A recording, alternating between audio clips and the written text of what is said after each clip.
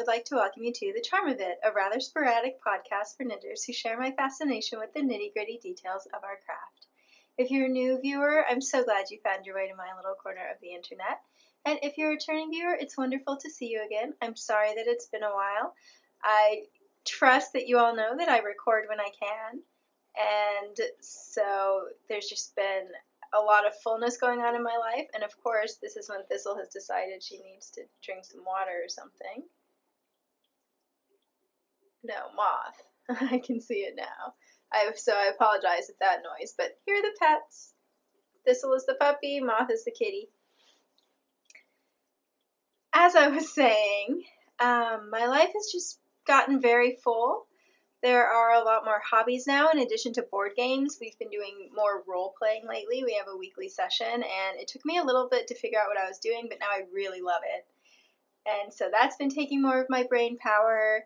We've also been working on the house.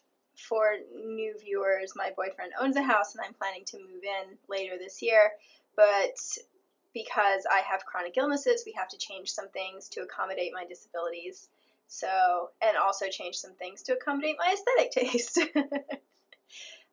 So we've been working on that, and of course, since I have chronic illnesses, I have a limited amount of spoons, and any kind of house work is going to take up a lot of them. So I haven't been knitting as much, and then when I have been knitting, I haven't always been able to sit down and record a podcast, especially before daylight savings. There was very little... There were very few daylight hours, so if I missed a window, then that was that. So those are all a very long-winded list of why, poor Thistle, she's going to feel left out.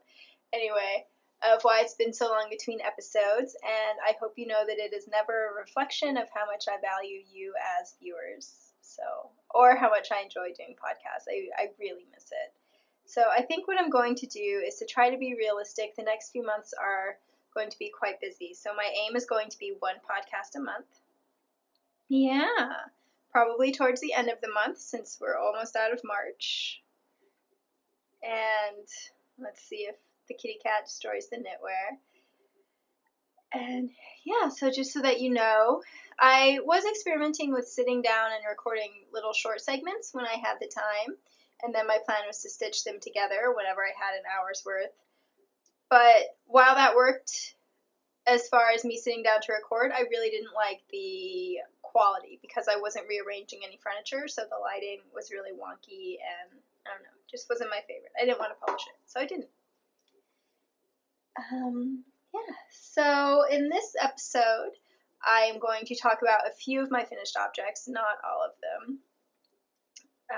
Works in progress. I am going to answer a viewer question about how well my cotton cardigan that I knit last summer has held up, and do a little review of the organic cotton yarn that I used for it. And then for my general topic, there are two things I'd like to explore. It depends on how much time I end up left, but one of them is basically streamlining my knitting via Ravelry's kind of organizational tools, which was not something that used to be a thing for me, but now that I have more hobbies, I find that it's really nice. Anyway, we can get to that later. And then the other thing, depending on how long it takes me to talk about Ravelry optimization, is kind of my current journey from product to process knitter and how I feel about that and what that looks like for me. And I don't really believe in dichotomies. You can be both, but I can feel that the percentage of what I am is shifting. So that's interesting. For me, perhaps for you as well. All right, so first finished object is the one I'm wearing. And this is a cowl that you've seen before because I was working on it for quite a bit of the winter, and it's one of the cowls that's knit flat like a scarf, which for me is my favorite way to knit cowls. So you start with a provisional cast on, you knit it to whatever length you want, and then you graft it at the end. And I used a free pattern called Danish Forests, and it's got two really pretty lace panels. And what was nice was that they became intuitive quite quickly. I think I'm actually showing it to you upside down, but that's okay. And the yarn I used is a Blue Face Leicester, and it's 100% BFL. It's not superwash or anything. And it's from the dyer October House Fiber Arts. However, she no longer has this base. But the colorway is Muscadine, which is a really pretty plum. It's looking a little lighter on the screen. I don't know how it will look when I get into editing. But yeah, I really love this finished object, and I'm so glad that I finally get to wear this yarn because it has had quite a journey. I received it as a gift and I thought I'd knit a cardigan out of it, and then I realized that I can't wear BFL as cardigans, so then I was going to knit it into a sleeveless jumper dress that I could layer over long sleeve t-shirts. But then I knit most of that dress before I put it away because I realized I had done the color work hem too tight, and when I pulled it back out I'd gained some weight, and it wasn't, the skirt was not as dramatically poofy anymore in comparison to my body. And so I unraveled it, and finally I have a finished object. I've been wearing this all of the time. It has really kind of driven home to me how much hand knit cowls have become an integral part of my wardrobe. Oh, what's this doing over there? And yeah, I love it. This was an experiment for me because I had never knit a cowl that had a right side and a wrong side before, because I was always worried that when you put it on, especially double looped, which is the way I like to wear them, it would show. And that means that I was quite limited on what stitch patterns I could use for cowls. I usually designed my own cowls rather than trying to find a pattern on Ravelry. Plus, I mean, it's a rectangle. All you have to do if you have a stitch dictionary is find a stitch you like and knit it. So design is a strong word. Obviously, you can do more things like combining stitches the way that this one did. But anyway. And so it felt like I didn't have as much scope for creativity in cowls as I did in cardigans. So that's why I really wanted to try and see what would happen if I knit one that was right side, wrong side very clearly. And I think it wears really well. It's pretty easy for me to be able to just make sure that the right sides are out. And of course it scrunches up a lot compared to the actual width, which I think is also kind of part of making it still look like the right side is out at all times. I think I forgot to mention, this is my Urdda cowl. That's what I named it, and it's named after a character from Tender Morsels by Margo Lanagan, which is a novel that adapts the fairy tale Snow White, Rose Red. So Urdda is the character who is Rose Red. It is an incredibly beautiful, touching novel, for me at least, especially the first time I read it, which was when I was in my mid-20s, I think, when it first came out. And it was very impactful for me, but it does need a trigger warning. There's some violence at the beginning that I'm not going to go into too many details in case you're watching with your kids, but it does need a trigger warning. However, the violence is contained within the first few pages, and the entire book looks at the consequences of that. So it's not a story where that kind of material is just thrown in randomly, and it's also in no way exploitative. I don't know. I found it very healing, but I'm still including the trigger warning just so that you know. I love Margo Lanagan's work. It's incredible.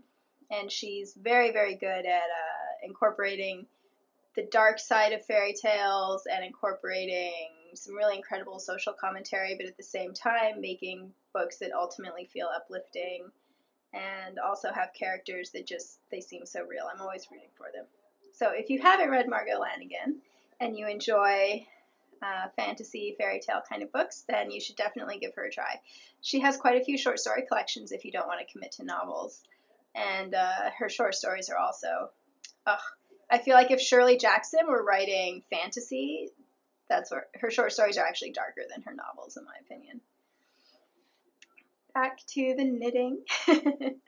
So as I said, I'm pretty satisfied with the result of the right side, wrong side experiment. However, this also drove home that there's not a lot of point to me in making intricate cowls, because as much as I enjoy doing this lace, you can't see a lot of it when I'm wearing it. You know, I mean, I guess you can see a little bit of it. And this is a 2-ply fingering BFL. Like, the yarn overs are very well defined. And to be fair, I still haven't blocked it, which I think is why that garter is folding over.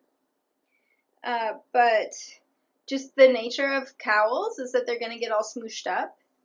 And so I think that simpler, or at least not something that is so intricate that it takes a lot of brain work to knit, but then you're not going to get that big payoff the way you might in a sweater where it's going to be sitting flat on your body. So still learning about cowls.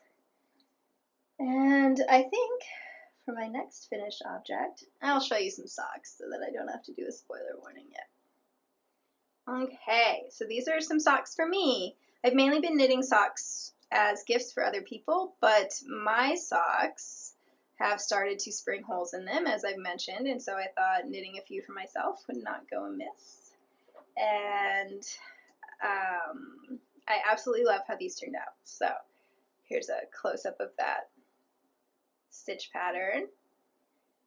And this is out of Quince & Company Finch, which is my favorite sock yarn for me, and it's in the Bird's Egg colorway, which you've definitely seen on this podcast before.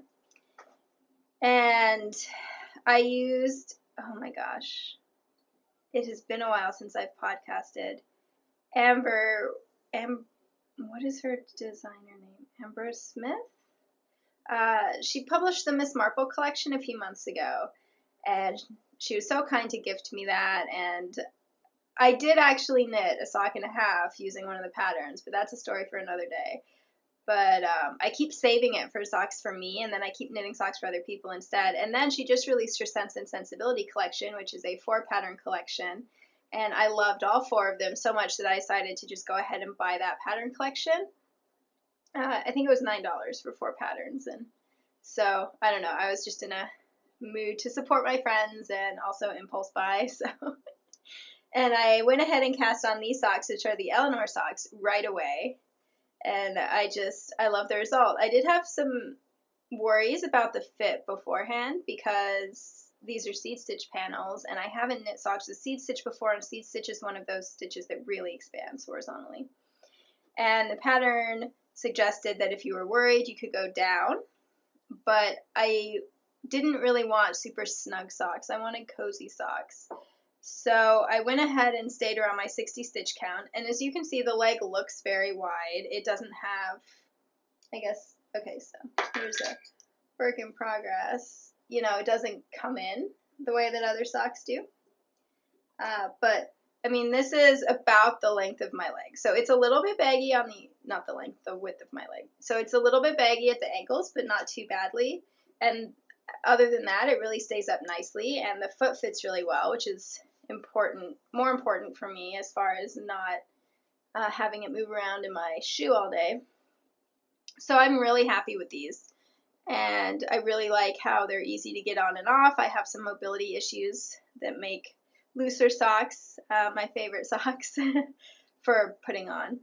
And so yeah, I'm really happy with how the pattern turned out. Let's see. I think I pretty much wrote it to pattern, or knit it to pattern, although it's been a while. But then I did substitute my own toe. I am doing a pretty dramatic anatomical toe these days, asymmetrical toe, just because my socks all wear out under the big toe first, so I'm thinking maybe if there's some extra fabric there, or, you know, if it really follows the shape of my toe, there will be less stress on the fabric. I don't know, I'll report back to you. And I did have to do the toes twice because the first time I had done one more repeat of the stitch pattern, and then when I tried the toe on, it was a little too long. So I had to rip back and do more. Start the stockinette toe earlier. But these were, oh, and then I also had some issues since I was trying to figure out the fit on the foot with the gusset. First I decreased to more stitches than average, then I decreased to fewer stitches than average, and finally I realized that I should have just stuck with my average. So I had to do that a couple times too. But these were such a pleasure to knit, and I've worn them 2 or 3 times now, and I really love them. So I can't wait to knit some more socks from that collection. I think I'm going to knit myself some Colonel Brandon socks next. They have a fun cable. And one of the things I think is really neat about her patterns is that she includes a note on there that if you are not in a financial place to spend money on knitting patterns, she's happy to gift them to you. And I find that very meaningful because I live on quite a limited income, so I just think it's really neat when designers kind of take that into account. Not that it's so complicated, because it's not that I think designers shouldn't be compensated for their work, but I just think if you're in a position to offer complimentary patterns to people who otherwise are not going to buy them because they can't afford them, that it's really neat if you do that. So my next finished object is another cowl. I'm mainly showing you things I've knit for myself because I don't have pictures of the things I've been knitting for other people. Not that I think anyone ever needs to apologize for only knitting for themselves. After all, it's your hobby. So this is the Undine Cowl. Apparently I've been in a you mood when I was naming projects. And I used a free pattern for this. I think it's the Simple Summer Snood, but I'm not 100% sure. You can find the link to it on my project page. And this is the simplest knitting that you can possibly do because, like the other cowl I knit, it is knit flat and it is literally just stockinette.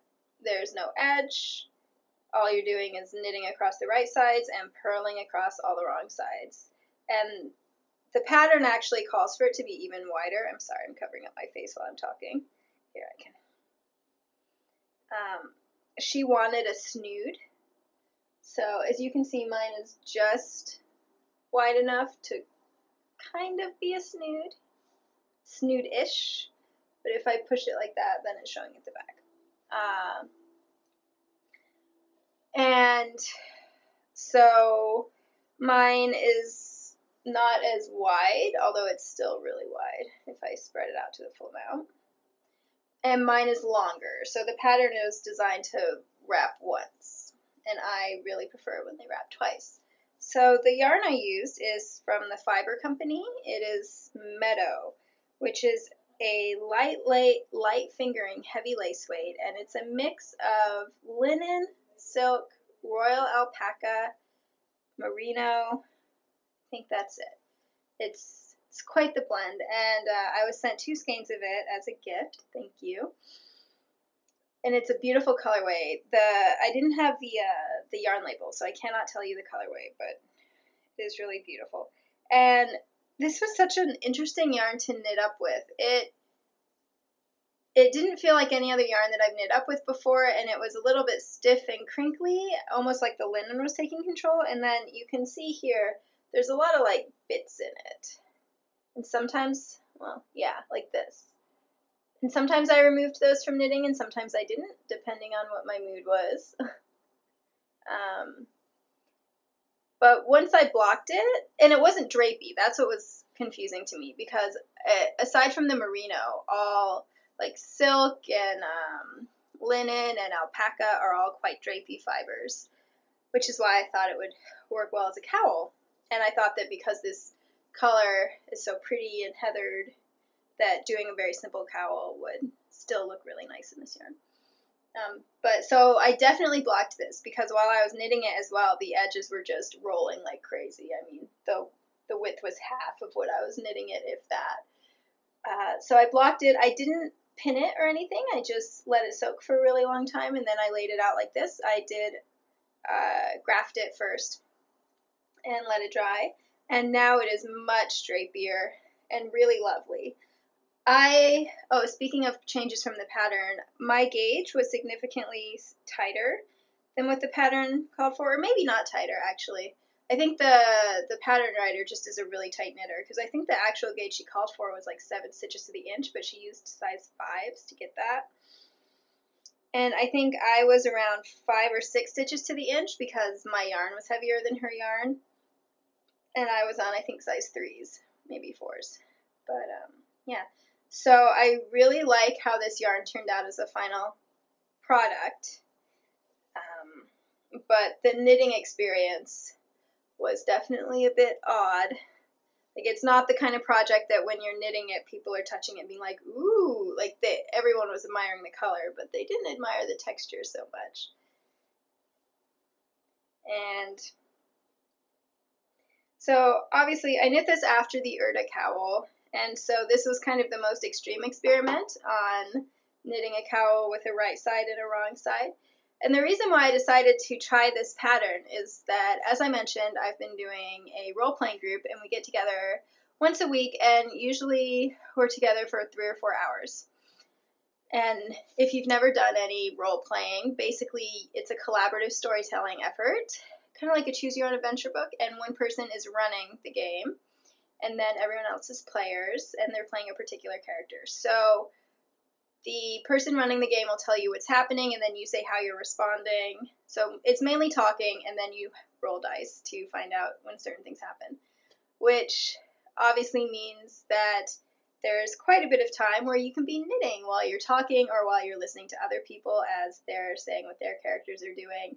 But I wanted very simple knitting because I wanted to have my brain in the story. Had to take a break and put in a fresh battery. So as I was saying, there's a lot of kind of time where your hands aren't very busy. In most of the board games I play, I don't get a lot of knitting done because I'm moving things around, but role-playing is very knitting compatible, and my partner is the one who runs the game, so obviously he's not going to be offended by my knitting. He knows that I can focus on multiple things, and there are 4 of us playing, and me and the other 2 women, we all knit, so yeah, it's nice. It's like a stitch and role-play session. It's really fun. Anyway, so I figured there is nothing simpler than this pattern because I can work it on straights. I don't even have to deal with the cable of circular needles, which I'm not a huge fan of that. Anyway, so I decided I would go ahead and give it a go. I am still kind of undecided about whether I would knit this pattern again. This also, the Urdda cowl is the first one that I knit in fingering weight. My other cowls were all out of heavier yarn, and then this one is an even lighter weight fabric. And so I do feel like I have to floof it up a little more. You saw how I put it on when I initially put it on. But once I've floofed it up, it tends to behave pretty well, so that's all right. I think that if I were to use this pattern again, I might just go with a fingering weight and see how that goes. But I guess when I blocked it out, it stopped rolling as much. So I don't know. To me, the upside of doing very simple cowls, because I also did a blue cowl that is entirely in seed stitch, and I noticed that one I feel perfectly comfortable wearing with my hand knit cardigans. Whereas my more elaborate cowls feel like too much if I put them on top of a cardigan. So that was the other reason why I wanted to try a really simple cowl, and especially one in like a lighter weight yarn and in fibers that were not as insulating, because I think this is about half of the silk and linen and about half of the merino and alpaca, so that it would be easier to wear over my cardigans. So yeah, I like the finished project, and I think it works really well in that context of wanting really simple knitting. It's even simpler than a vanilla sock. But I don't know how many more cowls like this I would knit for myself. I suppose it would depend on the yarn too. I think this would be a really fun project in a self-striping yarn or an ombre yarn or that kind of thing. I don't know. So you can see it's just flipping over to show the wrong side, and I actually don't think that looks bad in this context. Throat's dry. Oh my goodness, so much knitting to talk about.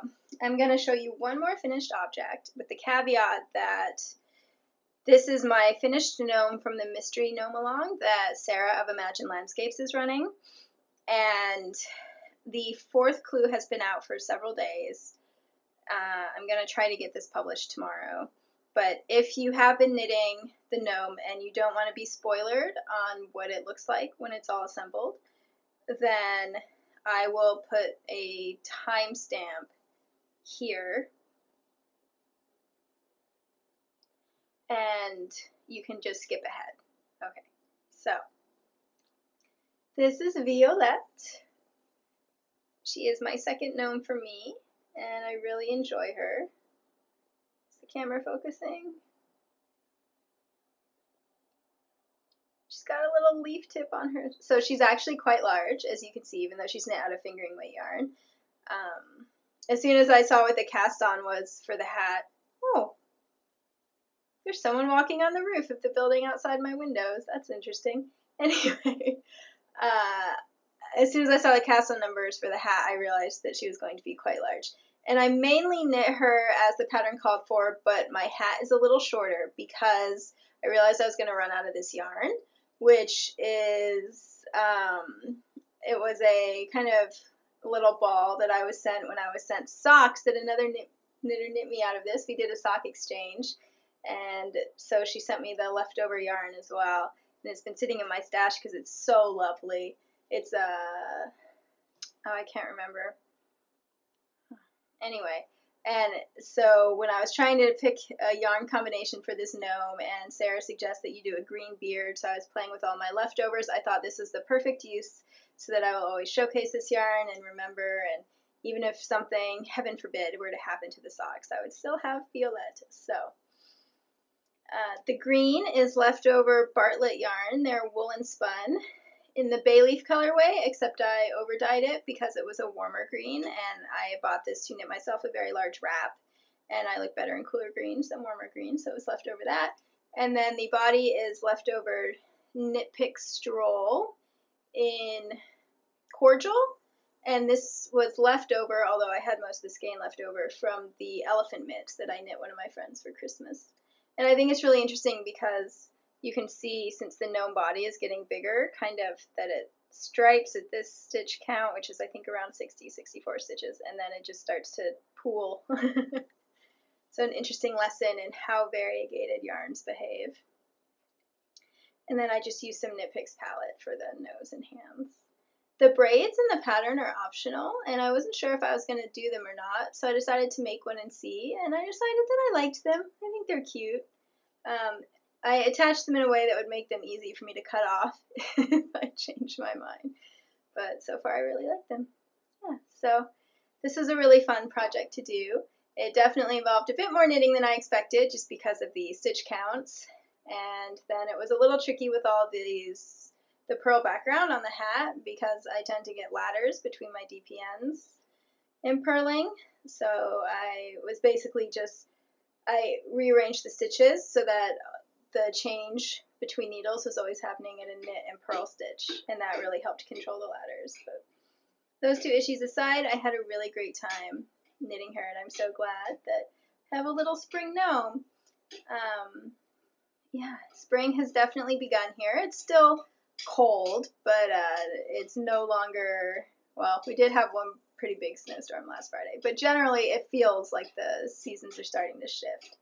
So I have had a bit of spring fever, and it was really nice to kind of let that out in a gnome. So she will join, don't know if you can see my other little gnomekins, my reindeer gnome, reindeer herding gnome that lives over there. And Violette is actually a little larger. I want to knit myself some little hobbit gnomes as well, but so far that has not happened. So I'm just going to put her back where she lives. I think I will go ahead and answer the viewer question and do the yarn review before I get into works in progress, just to give myself a break from talking about specific projects. So this is what my cotton cardigan, my forget-me-not cardigan, looks like. I finished it towards the end of last summer, and I've worn it a lot, and I have machine washed it and machine dried it, and it has held up beautifully.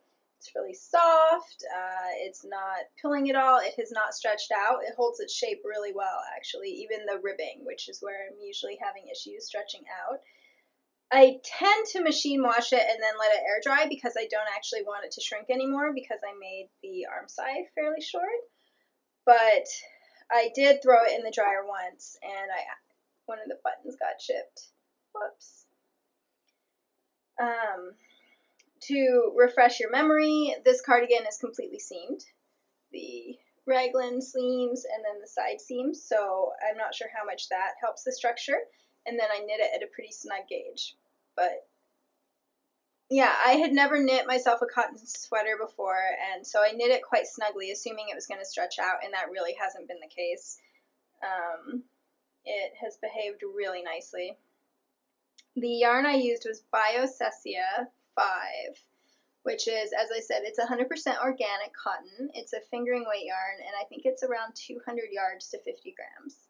And I've got enough in my stash to knit one more sweater out of it. And well, one more sweater for me. I've also got enough to knit a sweater for my mother. And I don't know if it's discontinued or not. I hope not, because it's really nice, and I would definitely use it both for more sweaters and if I wanted to knit dishcloths, just because I don't tend to buy conventionally grown cotton. Every once in a while I do, but I much prefer to buy organic cotton because of the environmental impact. But it can be really difficult to find organic cotton fingering weight yarn. Most of the organic cottons I come across are worsted weight or mixed with wool. So I think this is a really great option. This is a really pretty blue color called Meadow, in case you were curious about that. But yeah, I think it's held up really well. Here, I guess I can just show you close-ups. So let's see, under the arms. Uh-oh, hang on. There we go. Which always gets the most dress in a sweater. As I said, I wear this a lot. I find the fabric really cozy and snug. I don't know. Really love this sweater. Here's the back, which also gets quite a bit of wear for me because I sit a lot.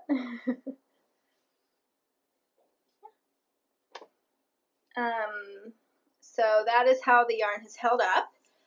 I was not a huge fan of knitting with it. It did not have much elastic at all. Most of the other plant fiber based yarns that I've knit with, other than the linen yarn, have had a bit of elastic or nylon in them, which definitely makes them easier on the hands. So it was not my favorite knitting. I always find it easier to knit elastic free yarns right-handed or throwing style versus continental style. So that's how I knit that, and I don't think I would have knit this continental style. And it took me longer to knit this sweater than it would have taken for me to knit a wool equivalent, just because I had to talk myself into picking up the pieces again.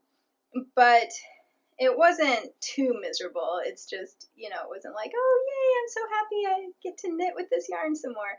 And I think that the finished object definitely makes it worthwhile because I find this very versatile. I do not wear it at the height of summer because it's still a long sleeve sweater. It's still trapping some warmth. What I do wear it at is either in the evenings during the summer, especially if I'm up near the lake, because then there's a lot of lake wind and breezes and it's always cooler up there. And also I really love wearing it during the shoulder seasons.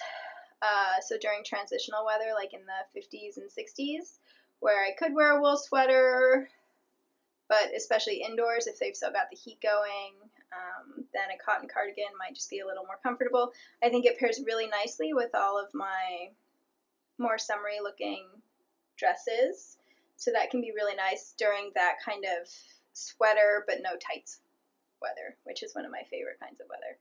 So yeah, I think I definitely get a lot of use out of it. I think when I knit my mom a sweater out of the same yarn, she's really going to love it. For her, I've got a salmon pink colorway, and then I finally found some organic cotton cream yarn because she wants a swan sweater like the one that I knit myself. So that'll be nice because it's mainly stockinette. I remember I did swatch quite a bit with this yarn, and I found that it really looked nice in stockinette based stitches and not anything too complicated. Like this is a pretty simple eyelet pattern. I probably would not do a lot of kind of textured stitches in it, especially if it was a sweater and I wanted it to maintain its shape. Although, as I said, the ribbing has worked out pretty well, but instead of doing a 2x2 ribbing, I did a 2x1 ribbing. So there's a bit less purling involved. And overall, I just think it looks really good in a stockinette based thing. I don't think I swatched it for any cables, so I don't know, but if you're worried about the density and heaviness of cotton yarn, of course cables just add to that in a fabric. Hopefully that was a useful review.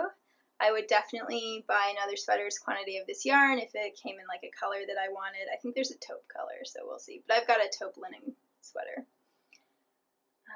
And I do think that it kind of I love wearing my linen sweaters as well, but whereas my linen sweaters feel slinky, this one feels more like a hug, if that makes sense. I don't know. So I think that there's place in my sweater drawer for both organic cotton and linen sweaters. And let me know if you have any other questions about knitting with that yarn. As I said, I have not knit with a lot of 100% cotton yarn before. I think this was my first experience with it. I think it would make a really nice cowl too, actually, since we've been talking about cowls. And a shawl for the warmer months if you didn't want to knit a sweater. I would use it to make most things that weren't like socks or leg warmers. I think even mitts. It's a really nice yarn. I'm not sure if it's discontinued or not, but I hope not. Back to my actual outfit. I forgot that I had not switched out cowls since the finished object section. And that reminds me, I did have a question for you. I'm not going to do a Schrödinger sweater segment this turn, or this episode, but I am very curious about colorwork cowls. And I have a lot of Knit Picks palette at this point, and so I'm thinking I might do a colorwork cowl in the round using that. And I would like to hear from you if you've knit a colorwork cowl, what kind of width you knit, and whether you like that or would change it, and just like any experience you have. I'm thinking I would still like to knit it twice to loop around, but I don't know. Maybe you have a different idea, so I'd love to hear that. I have knit a colorwork cowl, but I knit it for Joel, and it's the Stranger Things cowl, and it's really designed to be nice and warm and snug, which it works wonderfully, but I'm interested more in style cowls. So yeah, I'd love to hear your thoughts if you've done color work, because one of the things I love about cowls is that it lets me play with color combinations in my outfits. So first work in progress, I will talk about the socks I showed you earlier. Oops. So these are the Owly socks, which is a free pattern on Ravelry, and I love it so much. And I'm knitting these for my aunt. She has very sensitive skin, but she can wear Knit Picks Felici, which is a very low micron count superwash merino, and usually it's a striped yarn, but Knit Picks also has it in undyed. So I had gotten a skein in order to knit, because she wanted Owly socks, and I didn't think they would work in stripes, because my mother has a pair, so my aunt has seen them. And originally I was going to dye it, but then I was thinking about my aunt's style, and she has a kind of Southwest clothing style going on, so I thought, actually, since I have these turquoise beads, white and turquoise would look really nice. And of course, snowy owls are white, you know, it's still an owl color. And because of the beads, and because my aunt has nerve pain in her feet, I expect that these are going to be kind of stay-at-home lounge socks anyway. I don't think she's going to wear them in shoes, because the beads will probably bother her. So in that case, white socks seem a bit more practical, although I wear my light colored socks all the time. So yeah, so that was my thought process there. I'm knitting the 64 stitch count, which is the medium size, even though my aunt, usually I would knit her a small size. However, this pattern, there's a lot of cabling, and so it draws in a lot. I actually first knit the leg on size 0s, which is my usual sock knitting needle. And then I went to try it on, and I could get it over my foot. My aunt and I wear the same size foot, but it was a really tight fit. And once again, because of the nerve pain, that just didn't seem like the best. So I ripped it all out, and I'm re-knitting it on size 1s. So I knit the leg on size 1s, and so there's a lot of give. And now I've just started the heel flap, and I'm just going to go ahead and knit the heel flap as usual on size 0s. And then when I get to the foot, whenever I've knit my aunt's socks because of her nerve pain, I knit the sole stitches on double 0s just to make sure it's a very snug fabric and she won't feel the purl bumps. So I think I'll have double 0s on the bottom and then still have the 1s on the top, because that'll help compensate for the owl cables. So yeah. As I said, I absolutely love this pattern. I think it's really well designed. I love the use of the beads to really bring the owls to life. I think it's really nice having the little branches in between to help space it out. And knitting these has made me think that maybe I need more owl socks in my life. The pair that I already have as one of my favorites. So maybe some owl mitts, I don't know. Yeah, so this will be the third time I've knit the pattern. And let's see, I am also knitting myself a sweater, calling this the Acorn Cap Sweater, and I have designed it myself. So I've knit the back, although I don't know if you can tell. Yeah, that looks like the back of a sweater. And I am about to do the neckline on the first front, so a little ways into it. And I started this because of the yarn. This is a DK weight yarn. It's Debbie Bliss Cash Merino DK, which I was sent by another knitter who was destashing, and I think I have 8 balls of it. And normally I prefer lighter weight sweaters, but the content of this yarn is, I think, 30 or 40% microfiber, so it's not going to be as warm as a wool sweater would be. And there's also that time in spring and fall, the transitional seasons, where you can wear a sweater without a coat, but it's nice to have a slightly more dense one because there's still wind. So I was debating between basically whether to knit this into a sweater or a shawl, and a sweater one. Also, I always love sweaters, so I think that I will get a lot of use out of this. I love this shade of brown. It's a very cool chocolate brown that I absolutely love.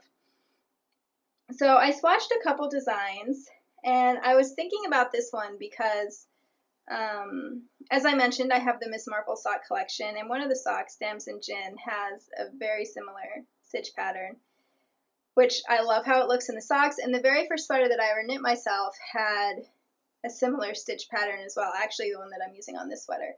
And I really loved how it looked, but unfortunately the yarn I used to knit that sweater out of had a small amount of kid mohair, and so I couldn't wear it against my skin, so I ended up giving it away. But I was thinking how much I missed having a sweater like that in my life, and the first brown sweater that I knit myself had an all-over pattern. It was a different one than this one, but it had that same kind of feel to it, and that one had alpaca in it, and it turns out I can't wear alpaca against my skin either, so I rehomed that one. I didn't give it away, traded it for a gift card to Quince & Company, and that was awesome. Anyway, so that's the other reason why I decided to knit this into a sweater. So once I blocked it, I really liked how the fabric looked in this little thing, especially since whenever I do brown, I think of tree things, hence the acorn cap. But I thought it would be fun to give it a more decorative hem, since the body is pretty simple. So I pulled out the Japanese Stitch Knitting Dictionary. Oh, and this is the Wildflower Stitch, by the way. It's one of Barbara Walker's stitch treasuries. And I looked through, she's got all these really neat ribbing options, and I decided that this would be a good time to try one with baubles, because even though these aren't baubles, they kind of have the same visual impact. So, and I especially like how when you're knitting with heavier yarns, it looks more hand knit versus store-bought. So I really wanted to kind of play that up. So this is the ribbing that I ended up doing, and I just really love it. I love that there's this slight scallop effect, and just think it looks like a really pretty combination. It did turn out that this is much stretchier than I anticipated. So on the fronts, the waistband looks ridiculously small just because I'm compensating for that. And then I immediately kind of go out to a much more reasonable sweater size. So hopefully when I seam that up, it'll still work. I think it will. And I've gotten, like, my stitch counts and stuff have really worked out well with this wildflower stitch, so that's been a pleasant surprise. And yeah, this has just been really enjoyable. I cast this on because I wanted something in a heavier weight yarn to give my hands a break, because I was mainly knitting fingering weight things since I've been knitting a lot of socks. So I didn't want to cast on a fingering weight sweater. And then the other reason why I wanted a simpler body stitch was so that I could do it while I was knitting during role-playing games. But it turns out that, of course, with sweaters, first you're doing increases and then you're doing bind-offs, and with DK weight, it goes a lot more quickly. So I'm not sure if this is actually super friendly for role-playing, but still fun to knit. My final work in progress I just cast on a couple days ago, And basically I was knitting my aunt her owlie socks, and spring is in the air, and I was feeling really jealous that she was getting something in kind of white cream pastellies, and I was not. And I have noticed lately that I've been doing socks, sweater, neckwear, or just socks and neckwear depending, and that kind of combination has worked really well. So this is what I cast on. It is not a cowl, it is just going to be a straight up scarf. And it is a pattern that I've admired for a really long time and that was gifted to me a couple years ago, which was so generous because it's a Brooklyn tweed pattern, which are quite pricey. And it's the Stonecrop Scarf. So it is garter stitch lace, and it comes in 2 size options, and I haven't decided which I'm going to knit yet because they're the same width, it's just the length that changes, so we will see. But I'm going to see if I can transfer it and kind of hold out the pattern to you. Let's see. So I'm just about done with 1 repeat of the main chart here. And I've done several repeats of the border, so that kind of gives you a feel for it. Although there are stitch markers, so there it is on the back. So it's got these really pretty kind of trellis rose motifs, and then I really like the border's doing, although definitely have to block that. The pattern is really neat, and I especially admired the cleverness of these corners for the border. And it's really relaxing to just sit down and cast on and follow someone else's pattern. The yarn I'm using is Nature Spun Sport, which is by Brown Sheep, which is a made in the US yarn company, and Nature Spun is their general wool line. It's very affordable. And their yarn tends to run light, so I would call this either a heavy fingering or a light sport, and the pattern calls for Brooklyn Tweed Loft, which is a fingering, but I've knit with Loft once, and it's about the same width as this, diameter, although this yarn is worsted spun, not woolen spun, so it doesn't have the same loft, but I think it looks really nice. And this is just the undyed one, and I've got a whole cone of it, which I think is like 1,400 yards. Let's see. It's a pound. It doesn't say how many yards it is. But I got it from a D-stash because I was planning to knit myself a colorwork sweater with this and a really pretty blue. And then when I put them together, even though I love this, a lot of the natural shades are a bit more yellow and don't flatter my complexion, but this one is the perfect natural shade for me. And I love the blue. It's one of my favorite shades of blue, but when I put them together, I did not like the effect. So I've had both of those cones in my stash trying to figure out what to do with them, and I think that the Stonecrop is a pattern that really benefits from having a lighter colored yarn so that you can really see that design. It'll open up more after blocking. So I thought that this was a really good use of it, and I'm just knitting it straight from the cone, as you can see, because that way I don't have to wind yarn since I wind all my yarn by hand. And obviously I have a ton of yarn. I think I have 2,800 yards. I think that's how many is in a pound, not 1,400, 2,800. So I can knit this as long as I want. So I'll just try it on as I go. I did think about adapting this pattern into a cowl, but what I was saying before about losing detail, I just think you would lose too much detail. So I'm definitely going to knit this into a scarf. I tend to wear cowls more indoors than scarves because they stay in place. Well, no, the way I wrap scarves, they also stay in place, but if I lean forward, they don't touch the ground.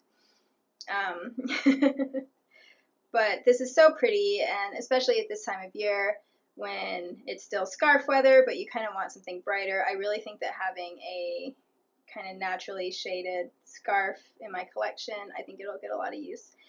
And the other reason why I decided not to knit a sweater out of this yarn, although I've got enough that I can probably knit the scarf and still knit a sweater, is that I knit myself mitts out of the fingering weight version, and I love them, but they irritate my wrist a little. It drives me crazy having skin that's sensitive to wool, and it's getting more sensitive over the years. When I first began knitting, I could wear, like I had a sweater out of Blue Face Luster and I could wear it, and then I couldn't wear it anymore. So, yeah.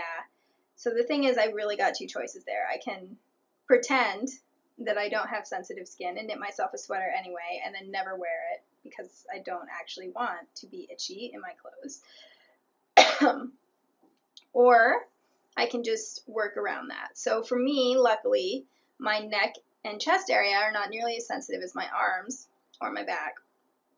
And so I can still use these kinds of yarn in neckwear. So, but yeah, I just wanted to bring that up because I know that I'm not alone in that sensitivity, and I'm actually the least sensitive of my family. And I feel like sometimes I feel like I'm not a real knitter because I can't use a lot of the long wool sheeps, or even I couldn't knit a cardigan out of Shetland yarn, even though I'd love a cardigan out of Shetland yarn. And so I just want to bring that up so that if you're a viewer who are in that position, you are not alone. And I at least have never been able to train my skin to handle yarn that it's sensitive to. It just becomes more sensitive, as I said, over time, not less. And as someone who lives in pain from chronic illnesses, I don't see why I would add more sensory discomfort to myself. I have to remind myself, though, that I don't need to prove anything, you know. Luckily for me, all of the Quince & Company yarns, well, not all of them, but their core wool line I can wear against my skin no problem. So I still have an option for untreated as far as superwashing goes, but I know that some people can only wear superwash wool, and I guess I just want to say I believe you. So I am going off on tangents. Apologize for that. So the one thing I've realized with my works in progress is that even though I'm enjoying all of them, none of them work for role playing. So, or even really just like dinners with friends. So we'll see. I might cast on for some vanilla socks, maybe for Joel. If I cast on for me, I'm going to cast on the Kia socks by Dawn, which I've had on my queue. So, but yeah, I think a pair of simple socks would be a good solution for that. But I am recording on a Thursday, and we meet for role playing on Wednesdays. So I've got a few days to decide about that. I was thinking that this pattern might work for role playing, because in the past my sweaters have, but especially separate charts for the edging and the main pattern. And then it's just, I find that like a 6-row repeat or less really works best for role playing, and this center pattern is like a 44-row repeat. So I don't think I can play well and knit that scarf at the same time. So we'll see. The other option is if I knit the second front, then I can start on sleeves, and sleeves are definitely role-playing friendly knitting for me. But yeah, something where I've had to kind of think about what I'm casting on and what I have in progress, and it's a new dimension to my knitting. That is actually an excellent segue for the topics that I want to get to this month, and I've decided that even if it makes for a longer episode, I am going to go ahead and talk about them both, just because if I'm only putting out one episode a month, you can always come back to it later. So yeah, I'm going to go for length. So first I just wanted to discuss how I've been kind of changing how I use Ravelry, not in huge ways. Basically, I never used a queue before. I had a bit of a queue. I did use a queue. So I used to use my queue for if I had yarn in my stash, and I always put my stash yarn onto my Ravelry stash. And I found a pattern that I thought would work well for it, then I would save that combination on my queue. But that's all I did. Like, I didn't really look at my queue, I didn't reorder things. And so then, with this year, I cleared out my queue, and I've been adding projects either that I need to knit because they're gift knits, in which case I even use the deadline function, although I put like a long deadline on, so basically whatever month I need it done by. Or I use my queue for what I think will be the next in a category for knitting. So my queue is quite short, so I don't feel that it's overwhelming. And what I really like about that is that it seems to streamline the knitting process, because there are days when I want to go through all of the patterns that I have in my library and admire all of my yarn options and really think about what would work best together and what's going to show off a yarn or a pattern, you know, wonderfully. And then there are a lot of days when I don't want to do that. And so if I happen to be starting a new project on one of those days, it's really nice to be able to just go to my queue, be like, oh, okay, I have that one. And the other thing that I have done with that as well is if a pattern is in my queue and I've got the yarn linked up for it, I try to make sure that the yarn is already wound. Because I hand wind yarn, it can take a little while, and I like that. I like that I get more time with the yarn. But I'm not always in the mood to hand wind, or it uses different muscles, so I can't always do it. So if I'm in the mood to play with yarn, but my brain isn't quite up to knitting or something, then I'll just make that a hand winding evening, and I'll wind up not only what I need for whatever project I'm working on, but also any projects in my queue where the yarn is still unwound. And I have found that doing those two things makes it so that that kind of the gap between, oh, I finished a project, oh my gosh, I'm sitting down and I have nothing to knit, oh, I have to do a cast on, ugh, that kind of thing, is a lot smaller. And so it's just streamlined moving from one project to another, which I really like. And I first started thinking about this when Jenny of Tiny Paper Foxes, and now Handmade in Woolen, mentioned that she tries to swatch for her next sweater when she still got quite a bit to go on her current sweater, because that way when she finishes her current sweater, she's already got the swatch, so she can just immediately start knitting. So I've started doing that, and that really helped with my sweater, not efficiency, because this is a hobby, I don't need to be efficient, but like making it a smoother process, a more enjoyable one. So now I've just been looking for other ways to kind of make it more enjoyable. And for me, using my queue in this way has been really nice. I don't like it when there are a lot of projects on my queue. Like, I never want to have more than a page worth, and even that is kind of pushing it.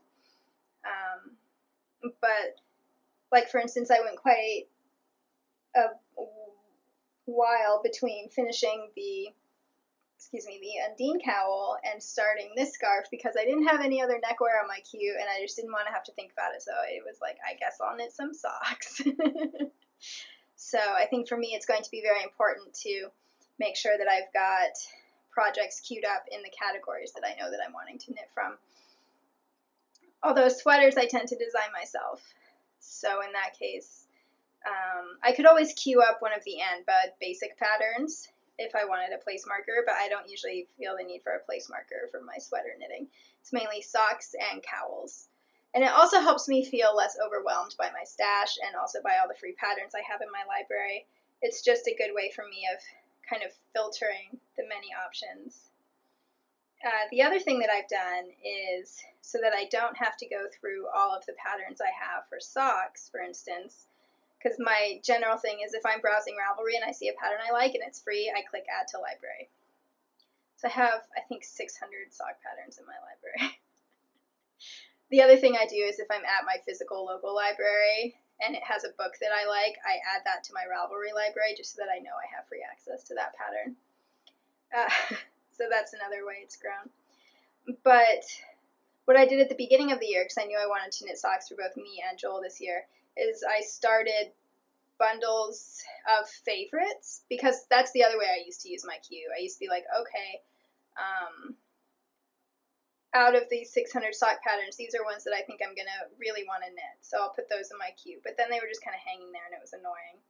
So I went through a lot of patterns, and I looked for ones that work with the stitch counts that I like for my socks and Joel's socks, and ones that like I knew would be comfortable to wear, because these days I tend to prefer wearing lace socks or textured socks over heavily cabled socks. And so I made a bundle of socks for me and socks for Joel.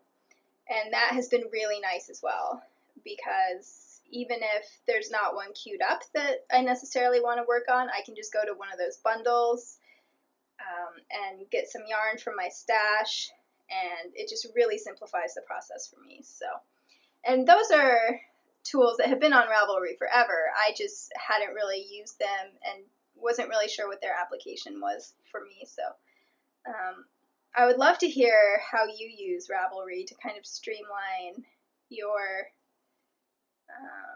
cast-on choices. I guess that's really what I'm looking at right now. But also how you record matches between yarn in your stash and patterns that you want to knit from that yarn, if that makes sense. Like, do you use your queue? Do you use your library? Do you do something else entirely? So I'd love to hear from that. Turns out that didn't take much time, so let's dive into the more philosophical versus technical topic for today. And that is just reflections on how I'm becoming much more of a process than product knitter. And I think that's partly fueled by the fact that I have quite a few options now, right? So I have quite a few hand knit cardigans that I can wear. I don't remember the last time I wore a cardigan that wasn't hand knit. I should just pass those along. I thrifted them all anyway, so I don't feel a sense of scarcity around any of my hand knits, although I must admit watching my socks develop holes in them makes me a little panicky, but then I can darn one in 10 minutes or so. So at the same time that I don't feel the scarcity, I think I've been knitting for long enough now that I feel less of a need to prove myself, which I know that sounds weird, but I think more simplicity is creeping into my knitting life, in part because I've realized how enjoyable it is to just knit simple stockinette, or maybe I want to knit a cable, but it's only going to cable every 10th row or something. And I've come to really appreciate more straightforward, simple projects, and I appreciate them on an aesthetic level. I've learned that if you keep a lot of things simple, then that lets whatever you're being more elaborate on really pop. But honestly, I tend to incorporate more stockinette or plain knitting into my projects now because I want to knit that, not because it would bother me to wear a more decorative piece, but just because I've realized that it really, at this stage in my life, because I have board games and role playing and all these other things that are kind of giving me the mental workout that I used to reserve for knitting, that means that knitting has become more of a place where I relax and enjoy the skills I already have. Does that make sense? I'm not currently feeling the need to challenge myself and expand my knitting skills into new places the way that I used to. Instead, I just really like that I already feel pretty competent when I pick up my knitting needles. And I've also noticed that I am in less pain when I do more stockinette versus things that require more manipulation of the needles. And also, I've always known that if I knit very tightly, like if I'm knitting a yarn at a much smaller gauge than is average for that yarn, that's going to cause a lot of pain as well. So I've always avoided that. But yeah, so to me this means that I am being pushed more towards the process end of things, because what I'm really looking for in my projects right now when I cast on for things is,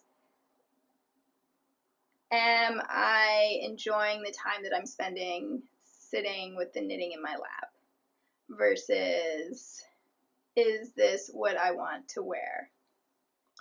And of course, as I said, this isn't really a dichotomy because I'm still casting on things that I want to wear. It's just I've realized that there's a much broader scope of what I'm willing to wear, especially if it's in colors that I like. And so in order to help narrow that down, in the past I would have mainly just gone by aesthetics, and these days I'm narrowing those choices down based more on process and what I think will bring me the most delight when working on it versus the most delight when wearing it. And I really enjoy that.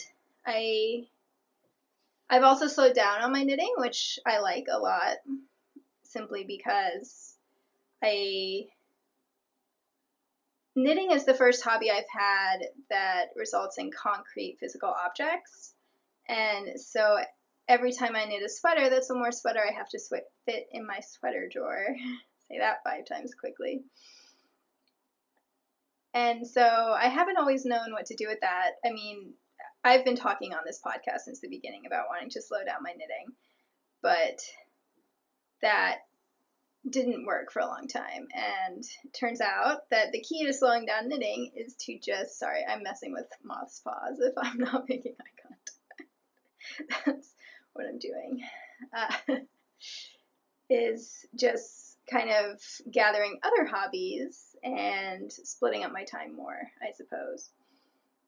And it's interesting because with board games, I've got a few games now that I can play solo, which is really nice because that way, even if Joel's not in the mood for board games, I can still kind of get that intellectual workout. And so